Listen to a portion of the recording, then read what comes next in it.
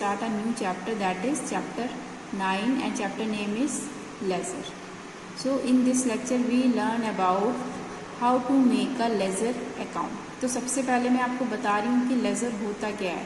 ठीक है, अभी तक हमने जो पिछला चैप्टर है जो कि जर्नल है, उस चैप्टर में हमने क्या सीखा था. हमने सीखा था कि जितनी भी ट्रांजेक्शन्स या जितने भी लेन देन होते हैं, जब उनको रिकॉर्ड किया जाता है तो सबसे पहले जिस भी प्राइमरी बुक में उसे रिकॉर्ड किया जाता है उस बुक को क्या बोला जाता है, जर्नल. ठीक है, लेकिन जर्नल में रिकॉर्ड करने के बाद सभी ट्रांजेक्शन को एक पर्टिकुलर जगह पोस्ट किया जाता है, और उस जिस भी जगह पर मीन्स सभी ट्रांजेक्शन को नहीं, जो भी ट्रांजेक्शन जिस पर्टिकुलर नेचर की है उसे एक सेपरेट अकाउंट में पोस्ट किया जाता है, और उस अकाउंट को क्या बोला जाता है, ledger. All transactions are recorded in journal. जितनी भी ट्रांजेक्शन्स है हमने जर्नल में रिकॉर्ड करी, एंड देयर आफ्टर उसके बाद दे आर ट्रांसफर्ड और posted to the relevant account. उसके बाद दे आर ट्रांसफर्ड, उनको ट्रांसफ़र किया जाता है या पोस्ट किया जाता है एक रेलेवेंट अकाउंट में, और उस रेलेवेंट अकाउंट को क्या बोला जाता है, लेजर. क्लियर. तो जितनी भी ट्रांजेक्शन, अब जैसे कि मैंने कोई ट्रांजेक्शन करी है अपनी बुक्स ऑफ अकाउंट में, बहुत सारी ऐसी ट्रांजेक्शन्स हमने करी हैं अपनी प्राइमरी बुक में, तो उन सभी ट्रांजेक्शन को हम एक ही अकाउंट में पोस्ट नहीं करेंगे. मीन्स जो ट्रांजेक्शन जिस नेचर की है हम उसके नेचर के अकॉर्डिंग एक पर्टिकुलर अकाउंट में पोस्ट करेंगे, और उस अकाउंट को क्या बोला जाता है, यहाँ पे लेजर. ठीक है, सिंपल वर्ड्स में मैं अगर एक्सप्लेन करूँ तो लेजर होता क्या है. Ledger is a book.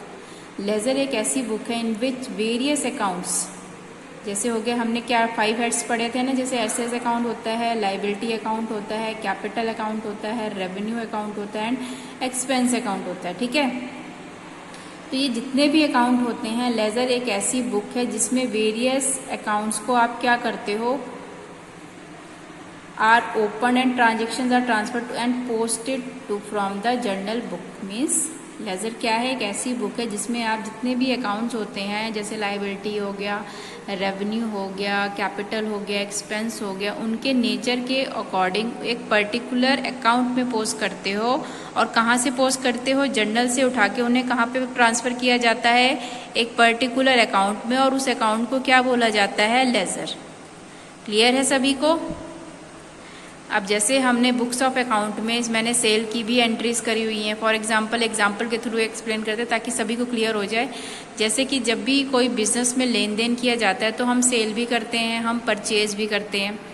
ठीक है, हम सेल भी करते हैं, परचेज भी करते हैं, एक्सपेंसेस भी पे करते हैं, और हमें कुछ कमीशंस वगैरह भी मिलती है. तो अब सभी चीज़ों को हम एक ही अकाउंट में तो ट्रांसफ़र कर नहीं सकते हैं. अब जो भी सेल से रिलेटेड जितने भी लोगों को हमने सेल करी है तो हम एक पर्टिकुलर अकाउंट बना लेते हैं जिसे बोला जाता है सेल्स अकाउंट. मीन जितना भी सेल हुआ है सेल अकाउंट में ट्रांसफ़र कर दो, और जितना भी फॉर्म ने परचेज किया है वो कौन से अकाउंट में ट्रांसफ़र कर दो, परचेज अकाउंट. तो पर्टिकुलर एक सिमिलर नेचर की ट्रांजेक्शन को जब एक ही अकाउंट में पोस्ट किया जाता है तो उस अकाउंट को क्या बोला जाता है, लेजर.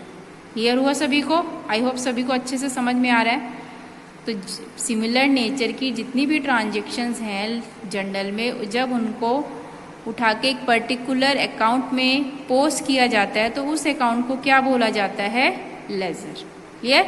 अब चलते हैं आगे. Utilities of laser. मीन्स जब भी लेजर बनाई जाती हैं जो बुक्स ऑफ अकाउंट में, उनकी क्या यूटिलिटीज है, उनका क्या फ़ायदे क्या हैं, क्या उपयोगिता है. Provide complete information of a particular account. Provide complete information of a particular account की सबसे पहला फ़ायदा क्या है कि जब भी हम लेजर में किसी भी ट्रांजेक्शन को पोस्ट करते हैं तो हम उस ट्रांजेक्शन की कंप्लीट इंफॉर्मेशन के बारे में जान सकते हैं. क्योंकि हमने सेल से रिलेटेड जितने भी ट्रांजेक्शन्स करी थी अपनी बुक्स ऑफ अकाउंट में, उन सभी ट्रांजेक्शन्स को हमने लेजर में जब पोस्ट किया तो हमें सारी इन्फॉर्मेशन मिल जाती है कि सेल करने के बाद क्या क्या बैलेंसेस हैं. मीन्स वो सभी इन्फॉर्मेशन हमें मिल जाती है, और वो किसके थ्रू होता है, लेजर के थ्रू. क्योंकि बैलेंस भी आप निकालते हो कि कितना बैलेंस बच रहा है, क्या है, वो कंप्लीट इन्फॉर्मेशन कौन प्रोवाइड करता है, लेजर. उसके बाद दूसरी यूटिलिटी क्या है, information of income and expense. अब अगर हम लेजर बना रहे हैं, हम एसेट से रिलेटेड से भी, लाइबिलिटी से रिलेटेड से भी, रेवेन्यू, एक्सपेंस सभी से रिलेटेड ट्रांजेक्शन को लेजर में पोस्ट करते हैं, तो जो भी इनकम से रिलेटेड टर्म्स हैं या एक्सपेंसेस से रिलेटेड टर्म है, उन सभी इंफॉर्मेशन को हम एक पर्टिकुलर हेड जिसे लेजर बोला जाता है उसमें पोस्ट करते हैं। तो वो इन्फॉर्मेशन हमें कितना इनकम हो रही है, कितने एक्सपेंस हो रहे हैं, वो सभी इन्फॉर्मेशन हमें मिलती है, किससे मिलती है, लेजर से। ठीक है। उसके बाद प्रिपरेशन ऑफ ट्रायल बैलेंस। अब भी अगर हम, जैसे मैंने आपको फर्स्ट चैप्टर में आपको बताया था अकाउंटिंग प्रोसीजर में या प्रोसेस में, अगर सभी बच्चों को याद हो तो हम एक प्रोसेस के थ्रू अपनी ट्रांजेक्शन्स को रिकॉर्ड करते हैं। तो सबसे पहली जो प्रोसेस में सबसे पहली बुक आती है वो क्या आती है, जर्नल। जर्नल के बाद क्या आती है, लेजर। लेजर के बाद आती है हमारी बुक ट्रायल बैलेंस, और ट्रायल बैलेंस के बाद हम प्रिपेयर करते हैं अपने फाइनल अकाउंट्स को। याद है सभी को? अगर नहीं याद है तो मैं एक्सप्लेन कर देती हूँ कि जब भी ट्रांजेक्शन को कोई फॉर्म में किसी भी लेन देन को किया जाता है तो सबसे पहले हम उसे कहाँ रिकॉर्ड करते हैं, अपनी प्राइमरी बुक में जो कि जर्नल होती है। और जर्नल में रिकॉर्ड करने के बाद हम उसे लेजर बना लेते हैं। लेजर बनाने के बाद अब लेजर के बैलेंस को भी तो कहीं पोस्ट किया जाएगा, उस बैलेंस से हम क्या प्रिपेयर करते हैं, ट्रायल बैलेंस। तो यहाँ पे तीसरी यूटिलिटी क्या होता है, जब अगर लेजर नहीं होगा ना तो हम ट्रायल बैलेंस को प्रिपेयर नहीं कर सकते, क्योंकि ट्रायल बैलेंस एक ऐसा फॉर्मेट होता है जिसमें हम जितने भी लेजर के बैलेंसेस होते हैं, डेबिट बैलेंस या क्रेडिट बैलेंस, वो ट्रायल बैलेंस में पोस्ट करते हैं। ठीक है। और ट्रायल बैलेंस के बेसिस पे ही हम फाइनल अकाउंट करते तो मीन्स लेजर ट्रायल बैलेंस का भी बेस है और साथ में फाइनल अकाउंट को प्रिपेयर करने के लिए भी एक ज़रिया है। क्योंकि अगर हमारे पास लेजर ही नहीं होगा ना तो ट्रायल बैलेंस बनेगा, और अगर ट्रायल बैलेंस नहीं बनेगा तो हम नेचुरली सी बात है कि हम अपनी बुक्स ऑफ अकाउंट में फाइनल अकाउंट्स को प्रिपेयर नहीं कर सकते हैं, क्योंकि फाइनल अकाउंट्स में हमें 3 चीज़ें बनानी होती हैं, जो कि क्या होती हैं, trading account, profit and loss account and balance sheet. तो वो फाइनेंशियल पोजीशन हमें तब तक नहीं पता लगेगी जब तक हम अपने बुक्स ऑफ अकाउंट में जितने भी ट्रांजेक्शन हैं उसको लेजर में पोस्ट नहीं करेंगे। क्लियर है सभी को? तो ये यूटिलिटीज़ थी, इंफॉर्मेशन प्रोवाइड करता है, सब कंप्लीट इंफॉर्मेशन, एक्सपेंस और इनकम से रिलेटेड इंफॉर्मेशन प्रोवाइड करता है, ट्रायल बैलेंस को प्रिपेयर करने में हेल्प करता है, और हेल्प करता है हमारे फाइनल अकाउंट्स को प्रिपेयर करने में। ठीक है। अब चलते हैं आगे, फॉर्मेट ऑफ लेजर। लेजर का फॉर्मेट क्या होता है? फॉर्मेट का मीनिंग ये है कि जब आप अपनी बुक्स ऑफ अकाउंट में लेजर का फॉर्मेट बनाओगे तो वो किस टाइप से आपको बनाना है। ठीक है। तो ये है आपका लेजर का फॉर्मेट। देखिए, जैसे यहाँ पे इसमें भी 2 साइड्स होती हैं, एक होती है डेबिट साइड, एक होती है क्रेडिट साइड। ठीक है। लेजर में एक होती है डेबिट साइड, एक होती है क्रेडिट साइड। सबसे टॉप में आप नाम लिखोगे अकाउंट, जैसे सेल्स के बारे में, सेल्स का अकाउंट बना रहे हैं तो ऊपर लिखोगे सेल्स अकाउंट। परचेज का बना रहे हैं तो आप क्या लिखोगे, परचेज। कैपिटल का बना रहे हैं तो आप लिखोगे कैपिटल। में जिस भी ट्रांजेक्शन का अकाउंट बना रहे हो आप उस पर्टिकुलर हेड को टॉप में लिखोगे। ठीक है। अब आते हैं कॉलम पे। तो सबसे पहला कॉलम होता है डेट का, then particulars, then JF. JF का मीनिंग होता है जर्नल फॉलियो। जैसे हम जर्नल में क्या बनाते थे, एलएफ का कॉलम, जो कि लेजर फॉलियो होता था, तो हम जर्नल में लिखते हैं एलएफ का के पेज नंबर को, और लेजर में लिखते हैं जर्नल के फॉलियो को। मीन्स एक तरीके से आप बोल सकते हो पेज नंबर होता है। तो हम जर्नल में एलएफ के, लेजर के पेज को लिखते हैं, और यहाँ पे किसको रिकॉर्ड करते हैं, जर्नल के पेज नंबर को। ठीक है। फिर तीसरा कॉलम आएगा आपका अमाउंट का, मीन्स कितनी अमाउंट की ट्रांजेक्शन है, कितनी सेल हुई, तो वो पर्टिकुलर अमाउंट ऑफ ट्रांजेक्शन। उसके बाद फिर दोबारा डेट। अब यहाँ पे बच्चे कंफ्यूज हो रहे हैं, डेट यहाँ तो लिख ली, यहाँ क्यों लिख रही, क्योंकि आपकी 2 साइड्स हैं, आपको क्रेडिट और डेबिट 2 साइड ट्रांजेक्शन्स करनी होती हैं। तो क्रेडिट साइड भी आप ट्रांजेक्शन को लिखोगे तो date of transaction, name of other account, जैसे जनरल एंट्री हमने करी है, जनरल एंट्री में 2 साइड्स होती है ना, एक डेबिट एक क्रेडिट। अगर एक को डेबिट कर रहे हैं तो दूसरे को क्रेडिट कर रहे हैं, यही होता है ना फॉर्मेट। तो अगर आप लेजर बनाओगे तो लेजर में भी 2 साइड्स होंगी। कौन सी होंगी, एक डेबिट होगी, एक क्या होगी, क्रेडिट। ठीक है। तो आप डेट लिखोगे, नेम ऑफ अकाउंट लिखोगे, JF amount, amount of transaction, date of transaction, name of other account, फिर वहीं पे जेएफ एंड अमाउंट जैसे हमने यहाँ लिखी थी अमाउंट ऑफ ट्रांजेक्शन। क्लियर है? तो आपको यहाँ पे date particular JF amount, date particular JF amount, इस टाइप से फॉर्मेट बनाना है लेजर का। ठीक है। चलिए एक एग्जांपल लेते हैं हम, और उस एग्जांपल को आप कैसे, जैसे मैंने एक ट्रांजैक्शन करी है, एक बिजनेस में एक ट्रांजैक्शन किया है, गुड्स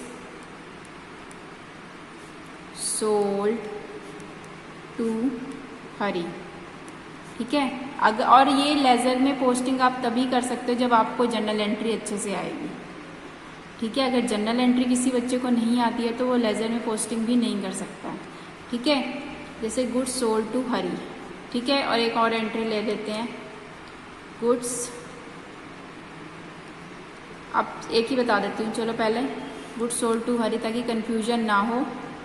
तो गुड्स सोल्ड टू हरी, हमने हरी को सेल किया। अब पहले तो हम इसकी जर्नल एंट्री करते हैं, ठीक है, ताकि क्लियर हो जाए। जर्नल एंट्री सभी को आनी चाहिए। गुड्स सोल्ड टू हरी को गुड्स सेल की जा रही है, तो यहाँ पे कैश का कोई नामो निशान नहीं है, ठीक है। तो आपको क्या है, किसको डेबिट करना है, हरी को, according to the rule to sales को, ठीक है। हरी को कर दो डेबिट टू सेल्स, कितनी अमाउंट से, अकाउंट लगा देना है यहाँ पे 10,000, और यहाँ पे भी क्या लिख दोगे आप, 10,000। नरेशन क्या होगी, बीइंग गुड्स सोल्ड टू हरी, ठीक है। हरी को डेबिट कर दो 10,000 टू सेल्स अकाउंट, 10,000, ठीक है। यहाँ तक क्लियर है। अब ये वाली जो एंट्री हमने, अब ये मान को चलो हम जर्नल की पोस्टिंग कर रहे हैं, अब इसको लेज़र में भी पोस्ट करना है, तो लेज़र अकाउंट बनाते हैं हम यहाँ पे, ठीक है। मैंने वैसे बताया आपको, पहला कॉलम डेट का, फिर पर्टिकुलर, फिर JF, फिर amount, date, particular, JF and amount. Date का कॉलम हो गया, पर्टिकुलर्स का कॉलम हो गया, JF, amount, date, particulars,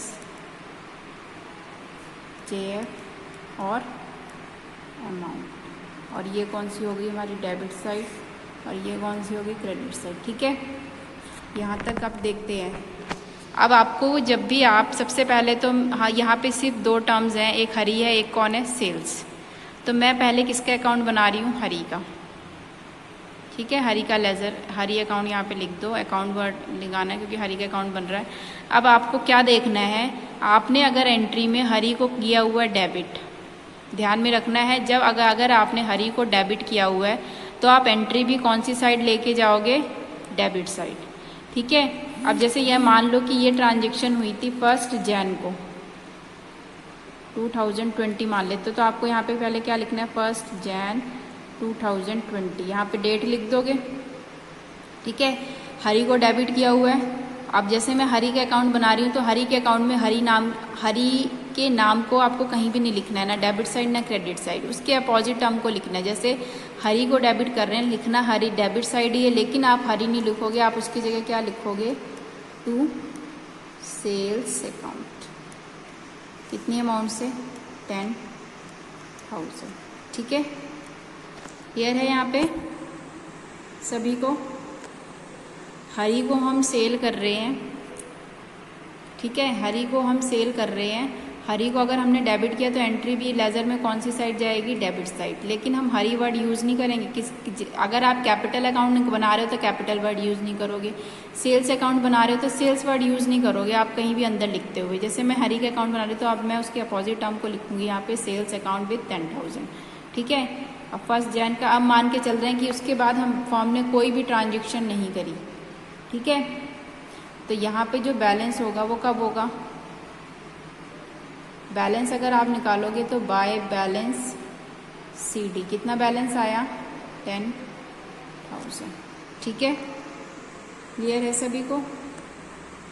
2 sales हमने 10,000 का किया था और उसके बाद कुछ भी सेल नहीं किया, तो हमने 10,000 का ही सेल, वो बैलेंस CD हो जाएगा, ठीक है। अब चलते हैं, ये अकाउंट हो गया कंप्लीट। अब हरी का अकाउंट हम ऑलरेडी बना चुके हैं, अब बनाते हैं सेल्स अकाउंट, ठीक है। वैसे ही आपको बनाना है, यहाँ पे डेबिट साइड डेट का कॉलम ले लेना है, एक particular LF, amount, date, particular, JF and amount. Date लिखनी है आपको पहले, particulars, JF amount, date, particulars, JF and amount। ठीक है। अब जैसे हम मान के चल रहे कि 1 जनवरी की ही एंट्री है ये, ठीक है। अब क्योंकि सेल्स को क्रेडिट किया हो तो एंट्री पर आपको कौन सी साइड लिखनी है? अब हरी को डेबिट कर दो, एंट्री डेबिट साइड लिख दी। सेल्स को क्रेडिट किया हुआ है सेल्स अकाउंट में, तो क्रेडिट साइड एंट्री करनी है, लेकिन सेल्स वर्ड यूज़ नहीं करना है। आपको क्या यूज़ करना है? हरी कितने का सेल किया है? 10,000 का, ठीक है। बैलेंस कौन सी डेट को हुआ था? 1 Jan 2020। अब यहाँ पे 31 दिसंबर, यहाँ डेबिट साइड आप 2 वर्ड लगाओगे, क्रेडिट साइड बाय वर्ड लगाओगे, तो यहाँ पे लिखोगे बैलेंस CD। कितना बैलेंस है हमारा? 10,000। अगर क्लोज कर रहे हो तो आप उसको ऐसे क्लोज कर दो, यहाँ पे डबल लाइन लगा के। हम मान के चल रहे हैं कोई ट्रांजेक्शन और हुई नहीं है, ठीक है। यहाँ पे भी आप इसको ऐसे क्लोज कर सकते हो 10,000, और यहाँ पे भी 10,000। क्लियर है सभी को? अब एंट्री को आपको ध्यान में रखना है। हरी को अगर डेबिट किया तो एंट्री डेबिट साइड जाएगी, और लेकिन हरी वर्ड नहीं यूज़ होगा, सेल्स वर्ड यूज़ होगा। लेकिन सेल्स अकाउंट में सेल्स क्रेडिट साइड है तो क्रेडिट साइड ही एंट्री करनी, लेकिन सेल वर्ड यूज़ नहीं होगा। आप क्या ये वर्ड यूज़ करोगे? हरी। यहाँ लिख लिया। और बैलेंसिंग फिगर, जो भी बैलेंस, अब यहाँ पे इस साइड कोई भी टर्म नहीं है। अगर टर्म होगी तो हम माइनस इस साइड का टोटल करते हैं, देन इस साइड का टोटल करते हैं, फिर जो भी बैलेंसिंग फिगर होती है हम वो लिखते हैं। लेकिन इस साइड कोई भी माइनस वाली टर्म नहीं होगी, तो इस वजह से हमने बैलेंस CD वही बैलेंस आ जाएगा, इस साइड ही वही बैलेंस आ जाएगा। क्लियर? क्लियर है सभी को? चलिए, तो ये तो आपका लेजर चैप्टर से रिलेटेड कंसेप्ट। कल नेक्स्ट लेक्चर में हम एक कंप्लीट क्वेश्चन लेंगे और उससे रिलेटेड अकाउंट्स को प्रिपेयर करेंगे, ठीक है। आई होप मेरे सभी बच्चों को समझ में आ गया होगा कि कैसे आपको कोई भी जनरल एंट्री अपने लेजर अकाउंट में कैसे पोस्ट करनी है, ठीक है। Now I am ending this class. Thank you so much.